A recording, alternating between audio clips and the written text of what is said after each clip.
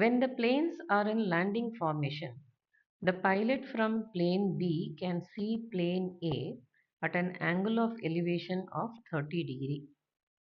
Plane B is 740 meter above the ground level and the horizontal distance between the plane A and plane B is 50 root 3 meters. What is the altitude of plane A? Draw the figure and show the steps. Let's take down the position of A and B as it's given in the diagram. This is A and this is B. Plane B is 740 meter above the ground. Let's take this as ground level, and BQ is 740 meter. AP is the altitude of plane A. That's what we have to find out. At B, let's draw a line parallel to PQ, and the angle of elevation of plane A from B is 30 degree.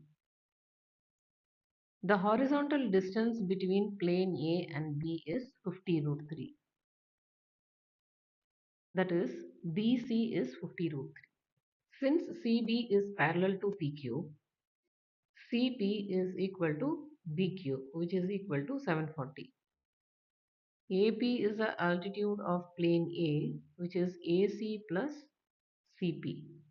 We know CP, which is 740, and we have to calculate that AC. So we will work with the triangle ACB. Tan 30 is equal to AC upon CB. Tan 30 is 1 upon root 3 AC by 50 root 3. So AC is equal to 50 root 3 upon root 3, which is 50 meters. That is, this distance AC is 50 meters. Altitude of plane A is equal to AP, which is nothing but AC plus CP.